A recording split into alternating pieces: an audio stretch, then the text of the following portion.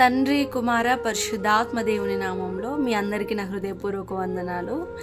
ఈరోజు మన prayer ఛాలెంజ్లో third day.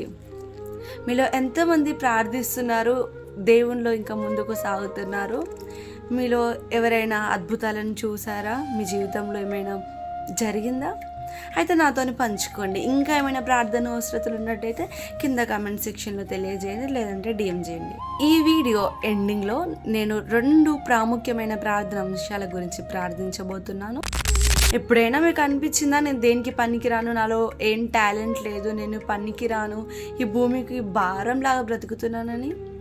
అయితే ఈరోజు దేవుడు మీతోనే మాట్లాడాలనుకుంటున్నారు. కొన్నిసార్లు నిజంగానే మనకు అనిపిస్తుంది, నా వల్ల ఎట్లాంటి ఉపయోగం లేదు, నేను పనికిరాను అని. అవును, నిజంగానే మనం కేవలం మట్టి కదా, మట్టికి ఏం టాలెంట్ ఉందని చెప్పండి. కానీ దేవుడు మనల్ని దీవిస్తే మనం తప్పకుండా ఏదో ఒక టాలెంట్ని పొందుకుంటాం. చూడండి, అది వట్టి కర్రనే, అది దేనికి పనికిరాదు. కానీ అది ఎప్పుడైతే మోషే చేతికి వెళ్ళిందో, ఆ కర్ర వల్ల సముద్రం పాయలవుతుంది, ఆ కర్ర వల్ల బండల నుండి నీళ్లు ఉబుక్కుంటూ వస్తున్నాయి. అది వట్టి దుప్పటియే, దాంట్లో ఏమి శక్తి లేదు. కానీ అది ఎప్పుడైతే ఏలియా చేతికి వెళ్ళిందో నదులు పాయలవుతున్నాయి. అది ఎప్పుడైతే ఏలియా చేతికి వెళ్ళిందో ఏలీషా 2 ఆత్మ అభిషేకం పొందుకుంటున్నాడు.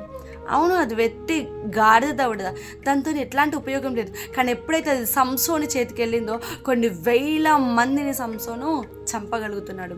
ఈరోజు మనం కూడా ఎందుకు పనికిరాని వారము, వట్టి వారమే. కానీ మనమైతే ఎప్పుడైతే ఈ మట్టి అయింటున్న మనము దేవుని చేతికి ఎప్పుడైతే అప్పగింపబడతామో ఒక మంచి సాధనంగా మనము మలచబడతాము.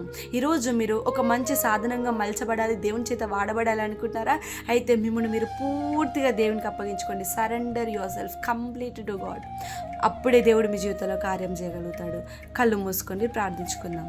పరిశుద్ధాత్మదేవ, మీకు స్తోత్రాలు చెల్లిస్తున్నాను తండ్రి. మమ్మల్ని నడిపిస్తున్న ప్రభువా, మీకు వందనాలు, స్తోత్రాలు. ఈ ప్రేయర్ ఛానల్స్లో మేము చేస్తున్న ప్రతి ప్రార్థన ఆలకిస్తున్నారు, మీకు వందనాలు. ఒకసారి శివమణి బ్రదర్ని మీ చేతికి అప్పగిస్తున్నాను. మంచి ఆరోగ్యం దయచేయండి. ఆ బిడ్డ ఎంతగానో అనారోగ్యంతో బాధపడుతున్నాడు. సంపూర్ణ స్వస్థత, విడుదల దయచేసి స్పర్శను మీరు దయచేయగలం బ్రతిమలు అడుగుతున్నాను దేవా. ఒకసారి తండ్రి మనోహర్ బ్రదర్ని మీ చేతికి అప్పగిస్తున్నాను. ఆ బిడ్డ కిడ్నీలను మీరు ముట్టండి, స్వస్థపరచండి. తల నుండి అరకల వరకల మీ యొక్క రక్తంను ప్రోక్షించండి. గాయం చేయవాడే నేనే, గాయం కట్టువాడే నేను అంటున్నాను.